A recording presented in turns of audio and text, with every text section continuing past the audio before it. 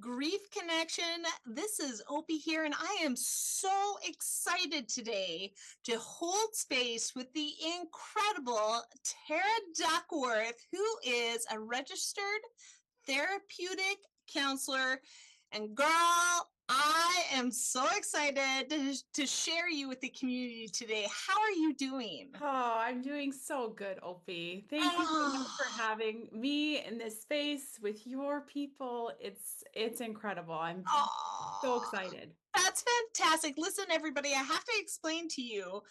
Tara and I go back. I was noticing her on my page, and every time I saw her on the back end, all of a sudden, I kept thinking and nudging about her. And then I would check out her information and I would check out her page. And all of a sudden, I was called at a really kind of transitional point in my journey. We had just moved to Manitoba. I was feeling out of sorts. It was kind of a reflective growth period for me. And I was called to connect to you, my friend, for support. And I have to tell you, it was everything to me. You had such an authentic, incredible energy and really holding space with where I am and who I am in my journey, and really honoring the individuality that I hold in my path. And when Tara and I connected, I didn't realize how connected grief was in my path at all aspects. And I kind of laugh looking back now because this is how grief connection was birthed for me. It was really Mhm. through our connection and realizing the aspects of grief that we don't recognize within ourselves, the needs and supports that are forever fluctuating in our paths. And that's why it was so important for me to have you as my first guest.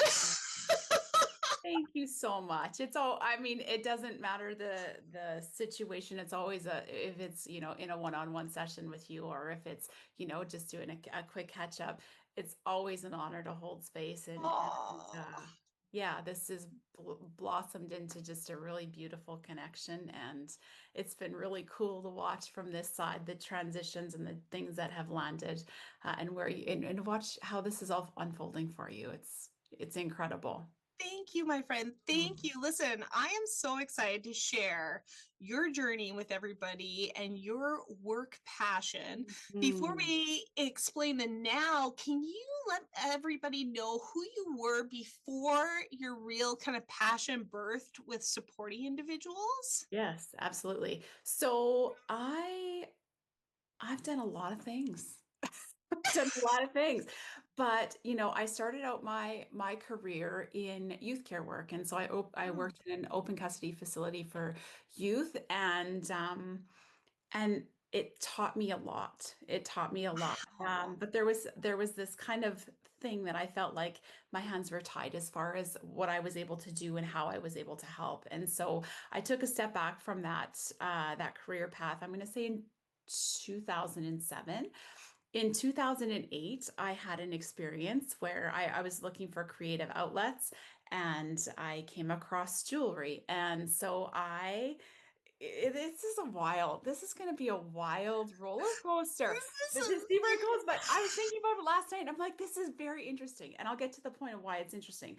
But so I started playing around with jewelry, and in one of the mediums that I was doing while I was working, I realized I could see my fingerprint. And at that time, my grandpa was, he wasn't palliative. I mean, he wasn't dying. He was old, but he wasn't dying. But I'd went up to Wascana Rehab in Regina to see him, and I was like, "Hey, Gramps, we're gonna do this thing." And he thought I was off my rocker. But at that time, my dad has six siblings, and so at that time, I had done eight of his fingerprints, and I did one for myself and then one for my dad and his siblings. And he passed away just days later. And it wow. was yeah, and it wasn't until that I realized what I had, Yeah. and there's nothing after a person leaves this space.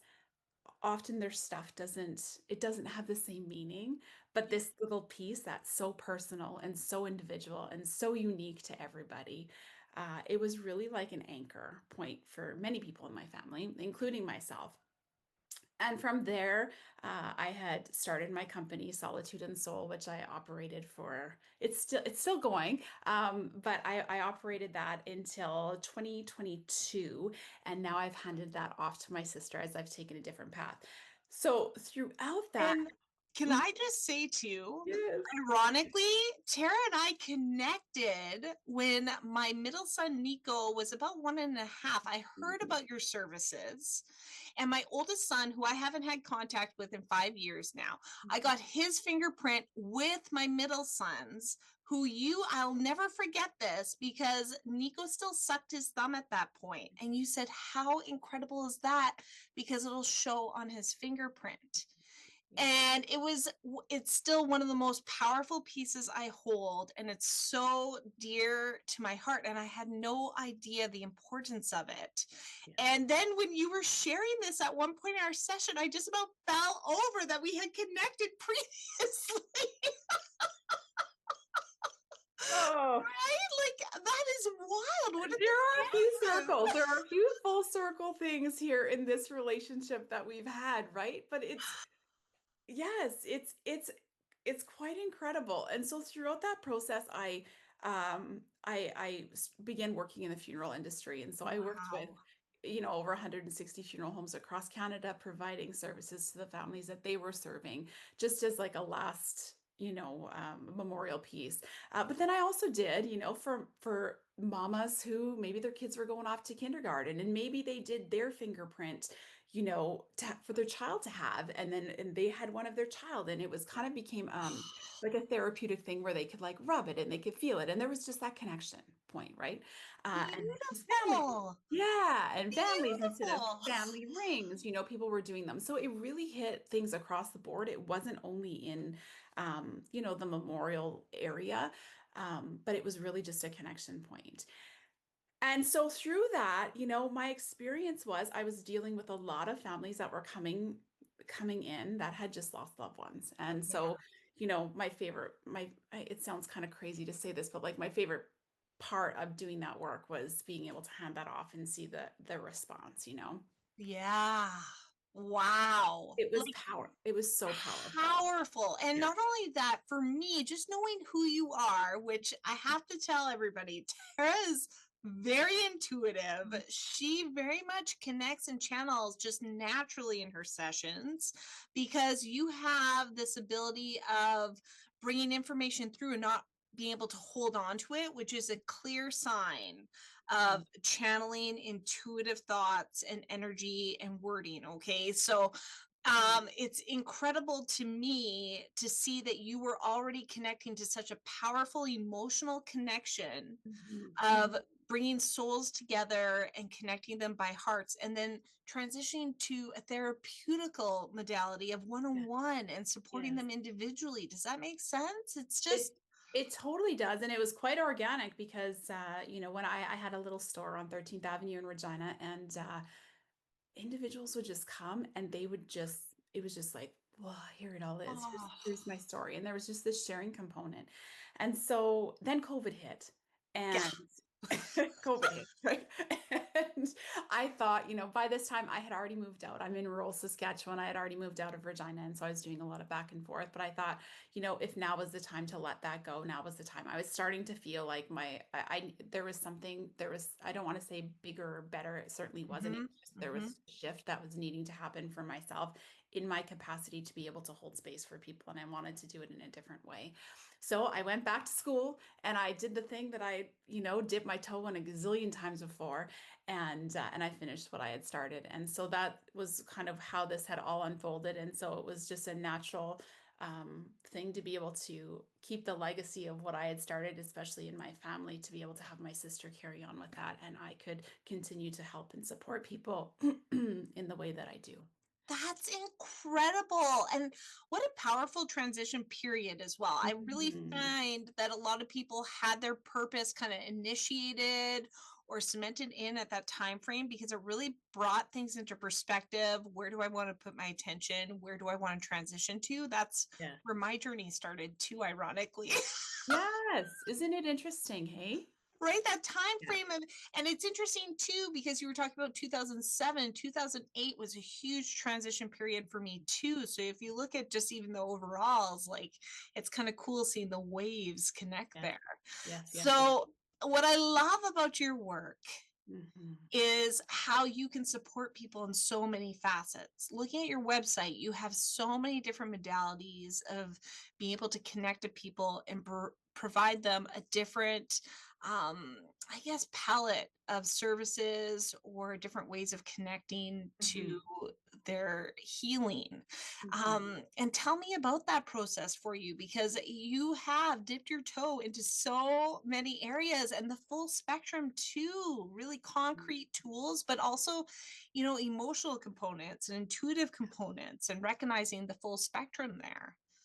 Yeah. So here's the thing, we're all so different, and what works, what's helpful for one person is not helpful for the other. Yeah. And really the reason that I do the work that I do the way that I do it is because I myself have been through my own journey, my own therapeutic journey. And here's the deal, I tell clients this all the time. I'm like, I can talk a lot of shit about a lot of shit. I don't like to feel about a lot. And so with traditional talk therapy, it's very, very headsy. It's very, very logical, very cognitive. And what I find, especially in, I'm gonna say in our Western society, there's Yeah. almost a disconnection from the neck down. If we could think our way through things, oh my goodness, you know, we'd be a lot further along in healing, right? I But think that's not that's how it why works. we're in the position we are, is because we're so head We're dominant and so we've head dominant. disconnected so bad, right? Absolutely. Absolutely. And so I do like to incorporate, I mean, we need to talk, we need to be able to do that. Yeah. And the story is so important, but I do like to look at a bottom up approach. I'm Yeah. more curious around like what's going on in the body, what's being held there as far as energy and emotion. you know.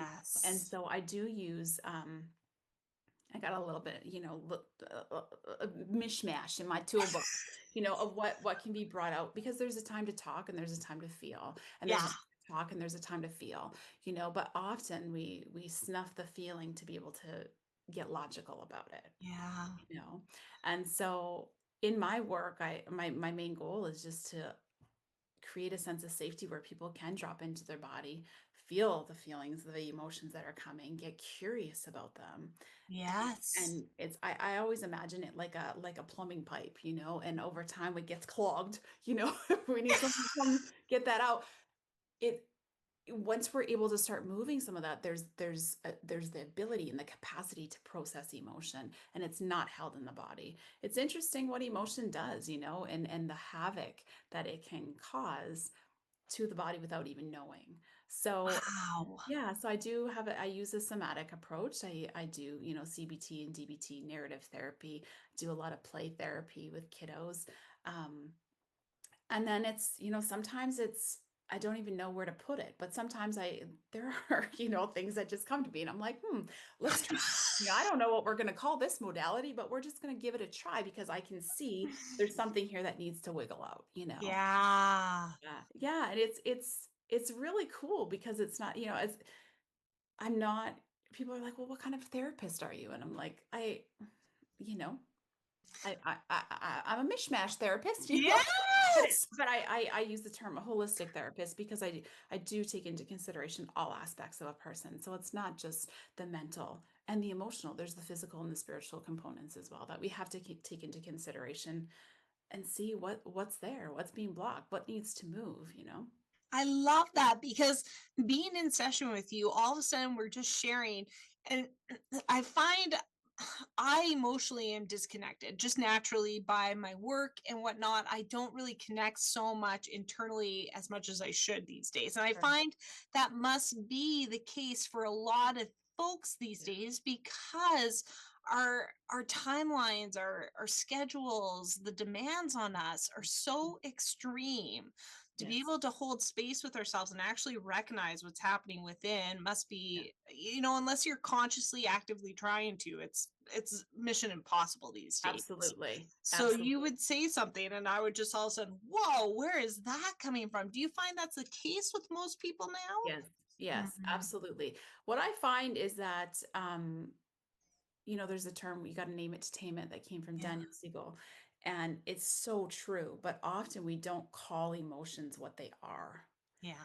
And it's kind of, we'll talk a little bit more, I think, about this in regards to grief, but sometimes we call things, we call anger frustration, but really it's like there's like a rage. Yeah. Very different, you know. Yes. And we have judgments on what those emotions are. Like, I can't be angry. I'm not an angry person. That's a Mhm. cognitive, that's a logical thought. Nobody's calling Mhm. you an angry person.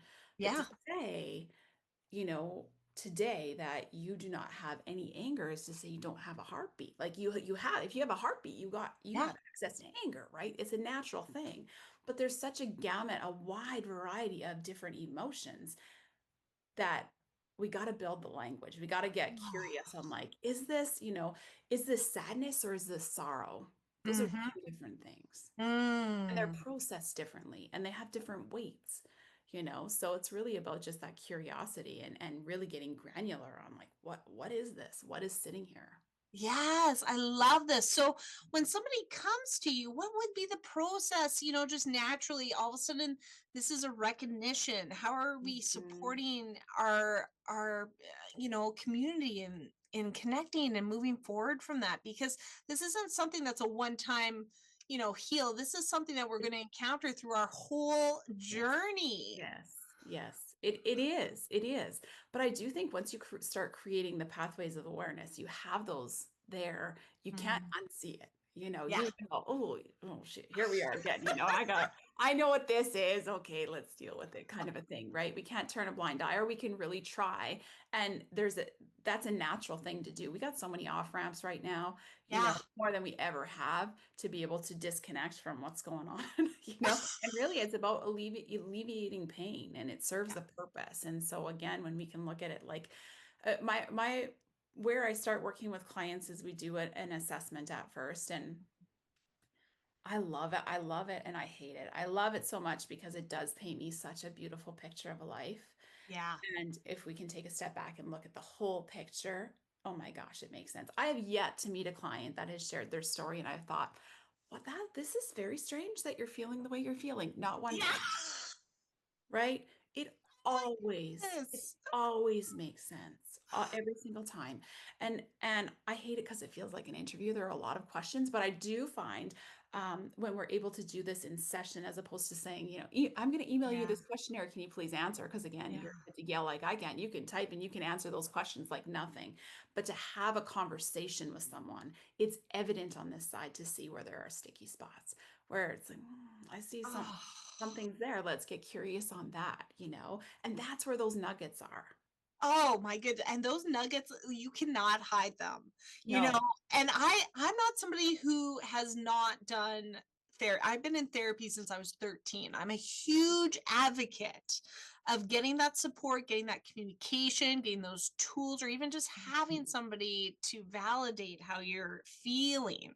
It's Mhm. such a critical part of, understanding who you are in this lifetime, really. Yes, yes, And all of a sudden you're sharing something that you at this point never would think, and it's just boom, here it yes, is. That yes. emotion is ignited, and I love that you dig into it immediately. We explore that. It's Mhm. beautiful. Mhm. it's Mhm. um it's really key to kind of getting on the understanding of the emotion for Yes, people. yes, yes, it is.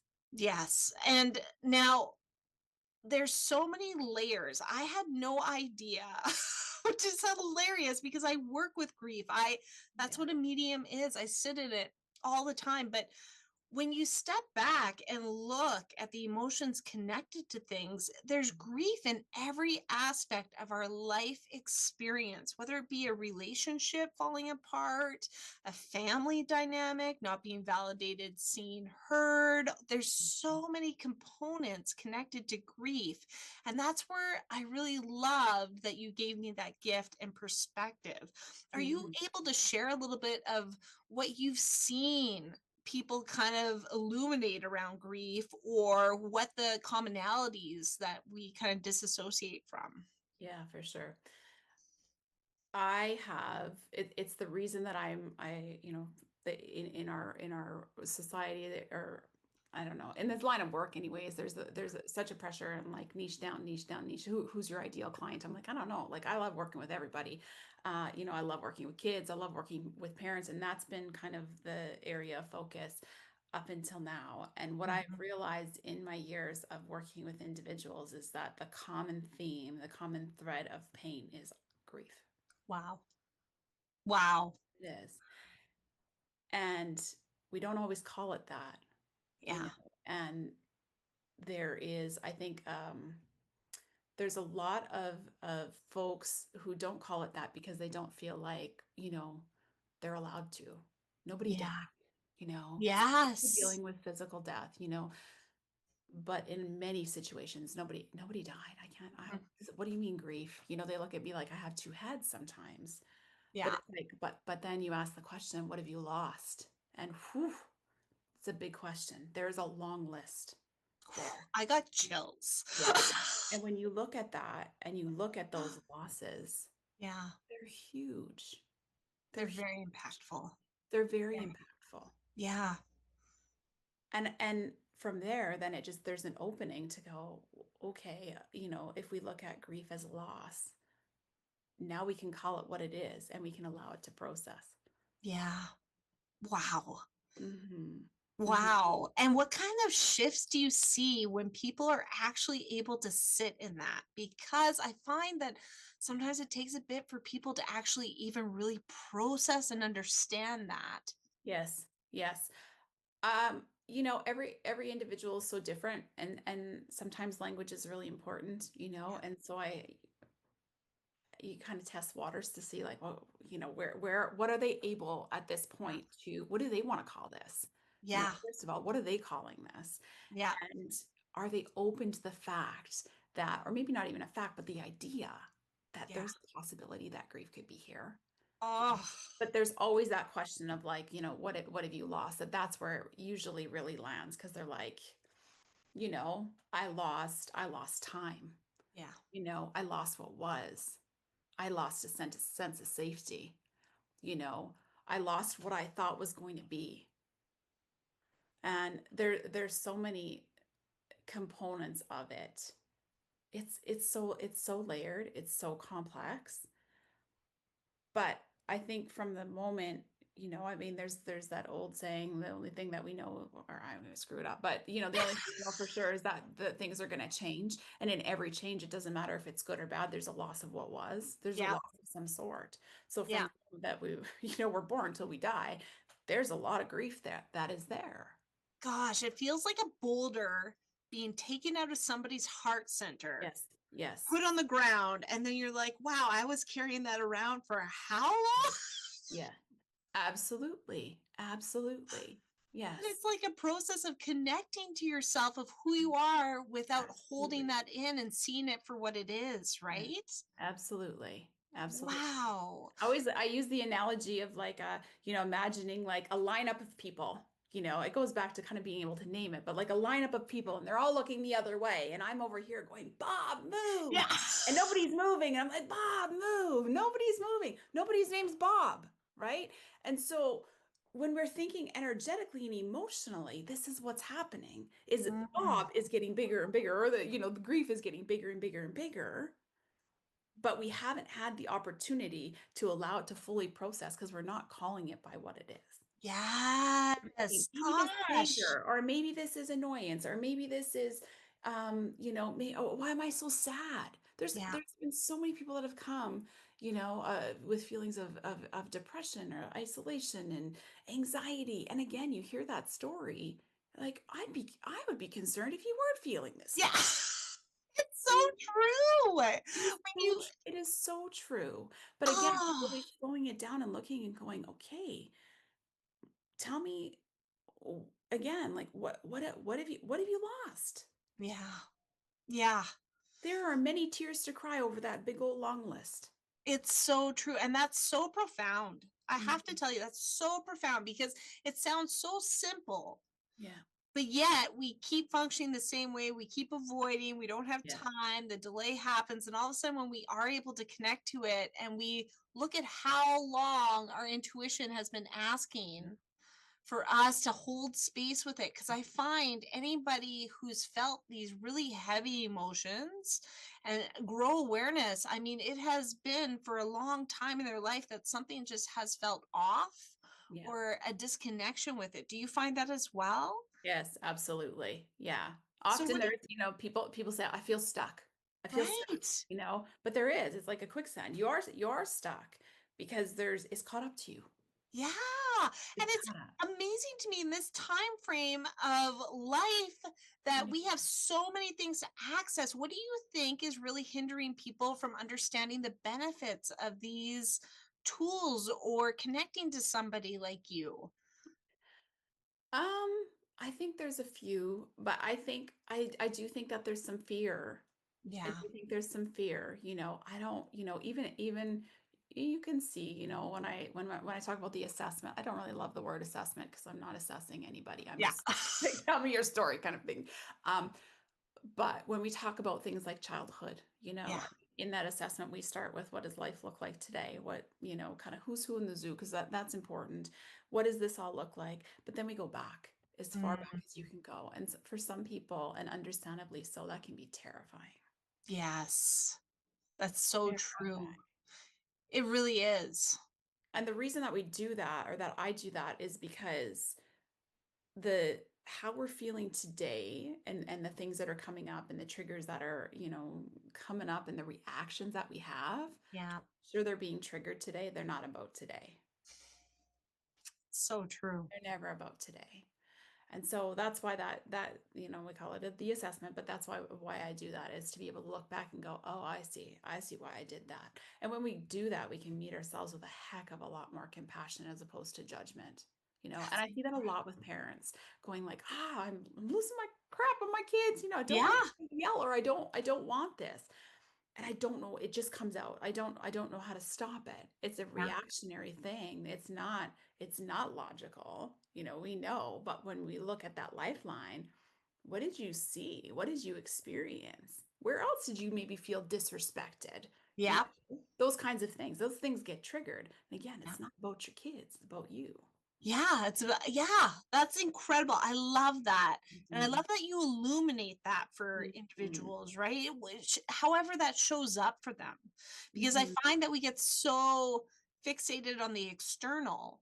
Yeah. We forget how much we hold in that moment, or how much awareness can be held, or whatever we need to kind of dig into a little Yeah. bit more.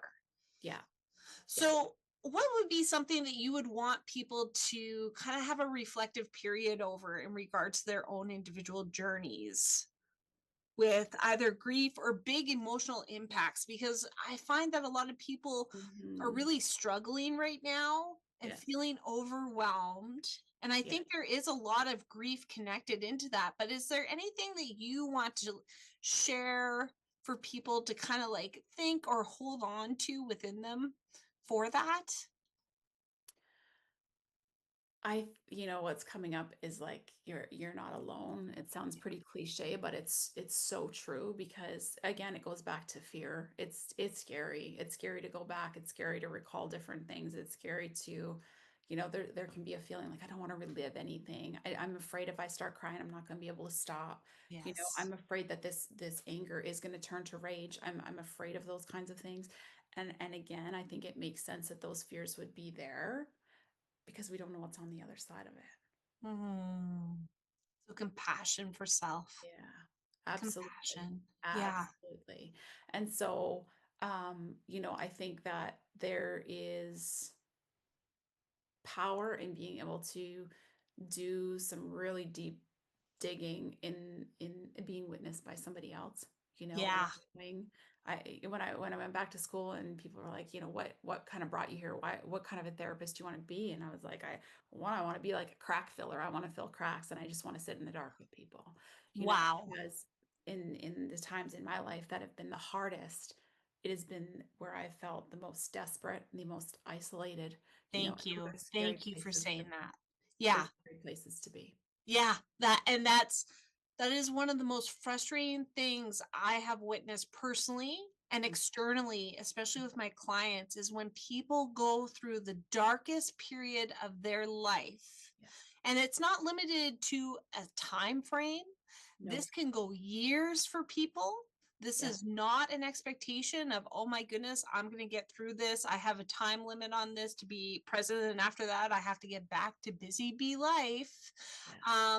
How much judgment people experience in this Yeah. and how absent people are. People really step in through the chaos. They want to be part of the chaos. They want to be seen as somebody supporting because it's not about the individual, it's about them, Yeah.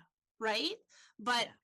for the people who are struggling, the impacts of this, and for people to be aware of how they're supporting somebody and why they're supporting somebody Yeah. is so important. Are you able to share some more around that? Yeah, it's tough because we can have a support network, we can have friends, we can have family. The difference between, I'm going to say, I mean, obviously I'm a little bit biased, but the difference between something like that and Yeah. doing therapy is they got skin in the game, Yeah, you it's know, so true. and they want to they don't want to, nobody wants to see their loved one hurt. Yeah, And so when there are feelings that come up, there can be a tendency to like, well, I got to fix it. yeah, I'm back in, I'm going to say like 2018, I went through a period and I wasn't sure what was going on for me. Oh, I knew what was going on for me, but I didn't know where to find the support, yes, where to yes, find help. And at that time, I ended up found myself in an Al-Anon meeting, and it was a place where nobody asked me a question. yeah, Nobody tried to give me advice. Nobody fixed me. yeah. Sometimes they didn't even have to, I didn't say anything. I just sat there and cried, and that's what I need in that moment.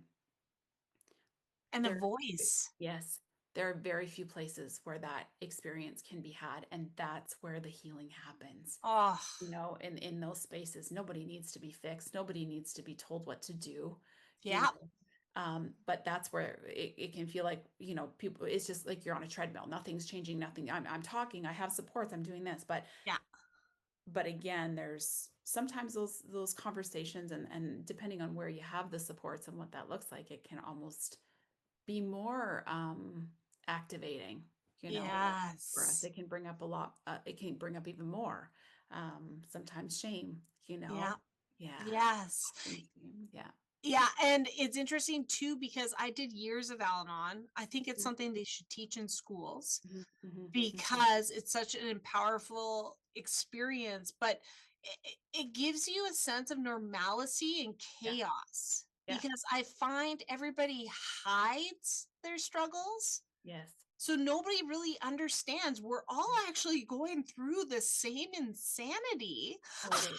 Yes, absolutely. And not only that, but I found in some situations it was more about me talking about the chaos, talking about the other Yeah. people, talking like in Al-Anon, it was about me. Yes. And that was very different. And I find in the therapeutic approach and in that kind of relationship, that's what it is. It's not about, like, sure, you hear the story, Yeah. but Yeah. then it comes back to, so what did that do to you? What are you Yeah. feeling as a result of that? Yes. Because it can get kind of, we go to different people for different things. We know who Yeah. our pastors are. We know who we're not calling because we don't want Yes. their unsolicited advice. We know those things, right? Yeah. But again, it's all externalized. So, Yeah. but what do we know here? What do we need? Yeah. We And know being present on what we do actually have control over, I totally. think that is the best part of either Al Anon or therapy. It's Yeah. actually taking our power back in Yes. these moments that we feel just out of control. Absolutely. I Yes. love that. I Yes. love that. Yeah. So, for somebody supporting somebody through these kind of transitional periods of time, what would you suggest, or either have a perspective shift to kind of get them to be more aware of how they're connecting to people? Well, what comes up for me is being able to understand and be grateful for the defense mechanisms, as Mhm. therapy to speak, kind of, but like the defense mechanisms that have been used over time. Uh, Yeah. they've served a purpose, whether we want to label them unhealthy, healthy, good, bad, it doesn't matter. They've served a purpose to get you to where you are here. And Yep. so when we can look at that and go, I'm not gonna, I'm going to try something different today, Yeah. have a different experience. That's where kind of that the rewiring begins to happen. Um, and in that too, I think that there's a lot, it's empowering. Yes. It's empowering, to be able to really pause, whether it's by yourself or in therapy or with whoever, it doesn't matter. But Yeah. to be able to have that moment of pause to go, what can I do differently here? Yeah. I love that. I find And it very, sorry, mhm, I find it very interesting with healing because everybody has an idea about it. And I always prepare people for just mayhem mhm. because you don't know who you are anymore. It's like a huge foundational piece has been Yeah, ripped from you. So it's chaotic. Our emotions come out chaotic. We it do is. erratic behaviors. A lot of people go to extreme periods of partying or substance abuse. We Yes, really kind of numb and disassociate. Then we have all these relationships kind of just fall apart around us that is not expected. So it's compound grief after yes, compound grief, yes, yes, yes, and then we kind of start looking at what feels good and what doesn't, yeah, and it's the self-love component that kind of steps yeah, in after that. It's like yes. this huge cycle of behaviors. Do you find that for yourself? Absolutely. Yeah. Yes, yes. And I do tie it back into, into because of our life experience and the messaging that we get messaging through our Yeah. whole life. Yeah. Um, Looking at that messaging, but looking at like what does that mean about me? What does all of that messaging mean about me? And into Yeah. the negative core beliefs. So when we're thinking about people that are really struggling, or maybe they even dip their toe into some kind of healing, and then the shit's hitting the fan, and Yeah. they're seeing all of these things, but they're unable to stop it at that time. It's something has shifted within them, right? They know that there's change. Yes. Again, fear comes in, but we want to look at that and go, why are you why is there a hesitancy to allow yourself maybe for to be loved the way you Yeah. deserve to be loved? And usually, and I'm just using that as an example because there are so many different avenues to negative core beliefs, but if we distilled it down, all boiled it down, mine's probably the same as yours. Yeah. It's all they are there. It comes down to like five. You hear, I don't matter. I'm unlovable no matter what I do. Like things like this come up, right? And we want to look at that and understand, like, where did that come from? Why am I allowing myself to treat Yes. myself this way? How do I really feel Yes. about myself? And so there are different modalities that we use in that sphere of things. Inner child work is so powerful in that kind of thing. But yeah, like it's again, it serves a purpose. It's not shocking, Yes. but when we don't know, usually, folks, when we think about that chaos, they've been in chaos for a long time. Yeah. They know what that looks like. They know what that feels like. They can navigate it. They can navigate it. It's They're good at predictable. that. Yeah. Yes, right? It's predictable. To be able to come down when I think about I talk a lot about in sessions nervous system work. Yeah. And so when the nervous system is taxed and it's at the highest level and we bring it down a little bit, I always say from the 0 to 10 kind of a thing, but we're Yeah. riding to 10, for pretty much our entire life, and we bring her down to an 8. You want to know how fast it's going to rev up to get back Oh, up to a 10? It's like that. The brain goes, it's oh, we're in a true. relaxed place. Let's worry about this. What about blah, blah, blah, blah, Uh, Yep. yeah. So what can I fixate on? What can I pot can I stir? Where can I jump into another toxic relationship? You Yeah. know, we do that because we know that 10 well. We know how to Yes. operate, but we don't know how to really allow ourselves to be in a sense of safety within our own body. And I think that that's Gosh. something that happens often. Like when you think about, again, all of the off ramps and often that the disconnection from self, Yeah. it makes sense. That is so profound because it really is, people's brains really counteract and hurt them and are really well at doing that because Yeah. I just think of my old thoughts. And if there was any kind of peace, it was all the things I was doing wrong or the Yes. stresses of other people and their judgment towards me, right? So it's like Yeah, we just reinforce because it doesn't feel right to feel well. totally. Yes. Isn't that Yes. wild? It is wild. It is wild, you know, and it takes some time and it takes a lot of work to step back and go, holy crap, what have I been doing? Why am Yeah. I doing this to myself, you know? And then it takes quite a bit of time to be able to change the pattern, you know, I to love allow it. ourselves that space of grace and self-compassion and self-care, Yes. you know, and to allow our body to be in a relaxed state. It's a big ask, you know, Oh, for so many I people. love that. I love that. Now, I want to ask you a few questions that I'm going to be asking everybody at the end of my podcast because I want to know personally about you with your connection to grief. Mhm. And I want to know first off, what has grief been teaching you about yourself and life? It's always there. Mm, It's one of those things I've had to kind of befriend, yeah. you know, and um, allow it space to be there. Wow. Hmm.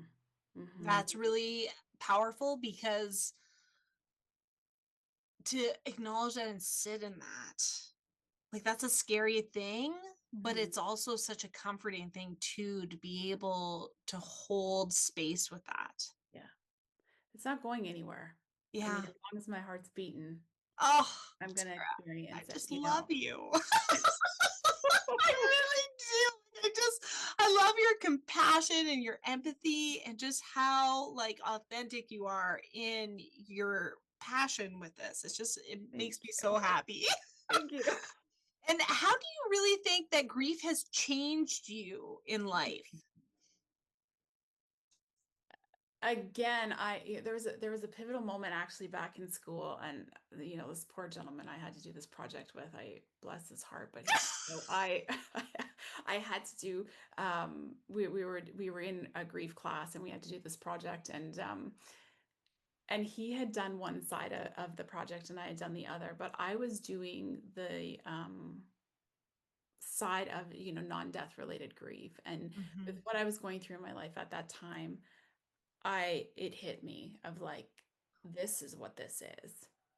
Yeah. Wow. There are, you know, we call it there's ambiguous loss and there's enfranchised grief. And that disenfranchised grief was something that, you know, again, it's that thought process of nobody died, you know, Yeah.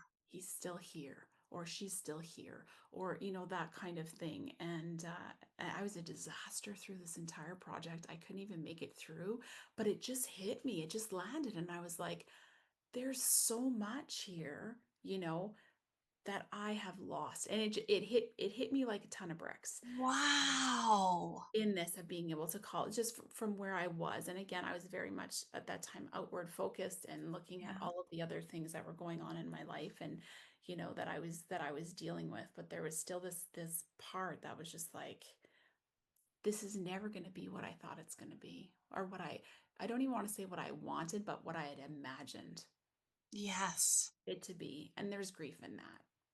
That I'm is never going to have powerful. that vision I had in my head. Yeah. The fantasy kind of quotations around it, For right? sure. Or even looking at other people, you know, and that yearning of like, I want that. And I Yeah. don't get that, Yeah. you Yeah, know? I understand that. It's interesting when you really look at people living and experiencing something you've always seeked and desired, but it's not Yeah. attainable in a lot of ways, Yes. Yes, yes, yes. right? It's realizing you'll never really get that connection, and there's always a longing with that. Absolutely. Absolutely. Wow, Yeah. what a gift. Yeah. It really was. It really, really was it was a gift. Again, it was kind of like that thing of, you know, Bob move. I've been calling Bob and there's no Bob for Yeah. a long time, you know, and it wasn't until I was able to go like, holy crap, there is a lot here. And then to be able to take a step back and go, what else have I lost? You Wow. know, going back. Yeah, there was a lot. So there was a chunk of a period of grieving, you know, that happened. And again, nobody died. Yes, and I find that for me personally, and this could be very different because people go through significant tragedy with loss of a loved one, Mhm. and I don't ever want to belittle it, but a lot of people, like, we go through very traumatic life Yeah. events, Yeah. and they're just kind of dealt with in this manner that doesn't really acknowledge the grief Yes. or give Yes. you the understanding of what you are recognizing subconsciously that you're it's done. It's there's closure Absolutely. there, Yes. right? Absolutely. Yeah. That's really profound for me. I just love that. Yes. It's been life changing for me personally. And again, yeah, it doesn't take away from death related loss. Yeah, That is a whole other thing, you know, that is that a wheelhouse. it is Yeah, a wheelhouse, right? yeah, And this is it's a little bit more complex, you know. And the other thing about grief too is that it doesn't matter if it's you know, ambiguous loss or disenfranchised grief or actual physical death. It when grief hits, it brings all its friends with it. You know, yeah, it's like that snowball where and there's so much. I am always imagine it like a pinball machine. You know, it's like one day yeah, a moment I'm angry, and the next day I'm, you know, in yeah, tears, and the next day I'm like, okay, this is my life. I can do this. And there's some acceptance that's there. And then, you know, next moment I'm angry again. Like, and this is isn't this life? Like, yeah, isn't it? yeah. It really is. Right. So, you know, to look at it from that place, and again, it comes back to like compassion and grace for Yeah, self and looking at it like, yeah, this, you know, I do think that we have heard, you know, when it comes to non-death related loss, it's kind of like this is life. yeah. Life, you hear that term, right? Gosh, Sure, all the it time. is. Yeah. But it doesn't mean that this, you know, isn't something that is deserving of grieving. Yeah, doesn't take away the impact. No, it doesn't. Right? And if you haven't done previous work and all of a sudden this is ignited, Mm-hmm. it is just a Yeah. cliffhanger of Yes, it is. all the things from that moment on. Yeah. So for Wow. people that haven't, I imagine, and in my experience notes, since I've been working with individuals and kind of landing in this place of grief, when it hits, it hits. Yeah. You know, and I experienced that myself in that class to do that presentation. Oh my goodness, bless that boy's heart. Did that man's That heart is that did that incredible. is. Like, whoa, all right. Are we in our own therapy thing here? No, we're just doing a work on our assignment. But you know, it's so it's just it's so powerful, but when it hits, it floods, you know, and when that happens, it's always a good indicator. I think again, I don't ever have an agenda for my clients, or I don't want to get move them from point A to point Yeah. B. But when you Yeah. see that hits, you're like, okay, Yeah. let's go. We're ready. Wow. Ready. You Wow. know? I Yeah. love that. I love that. Now, I want to see too, what is the hardest for you to put? Oh, did we just do that? I apologize. Did we do the put into words for your experience with grief? What is the hardest part for you to really express around your experience with grief? Um, the hardest part to express and put into words, I think sometimes there aren't words, Yeah. Wow. Yes. you know, and I think sometimes we feel like there needs to be this, we need to be able to explain it. But the emotions that are there, and the emotions that are held in the body, there's no there are no words. And I think it is one of the you look at other languages in the world, and they have, you know, like 10 words for the word joy or whatever, Yeah. or love. Like there's different, we don't have that. And so in the English language anyways. And so I think that's probably what I would say is sometimes there doesn't need to be words.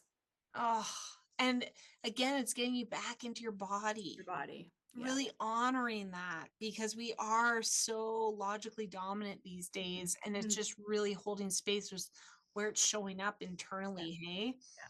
Yeah. that is incredible. Yeah. And then I want to see too, in what ways has grief changed how you want to be remembered or how you hope others experience you, my friend? I think, grief is a direct reflection of love, and it doesn't matter if it's an idea, if it's been an experience, if it's been a home or relationship, a person, it doesn't matter. It's a reflection of love. And so, I think about that verse. It's a biblical verse that, and I'm gonna get it wrong, but you might be familiar with it, but it's like, don't cry for me that I'm gone, or something like that. That's Yeah, read often at funerals. And that's beautiful. and for me, I'm just like, somebody better cry, you know? If it's a direction of love, I would hope, again, it doesn't have to come out in tears. That sounds really risky. But but two, I think, geez, I would hope that there would be, some memories that people would hold tight to, Oh, that I don't know. I think, yeah, that's what I hope. I hope that there are some tears yeah. when I'm gone, and I hope that there's a heck of a lot of laughter, but I hope that there are, that there will be some grief, um, And they honor it. and they honor it, and they feel Yeah. it. Yeah. I Because it means love it that. mattered, and means it, that something mattered, something that was bigger than me mattered.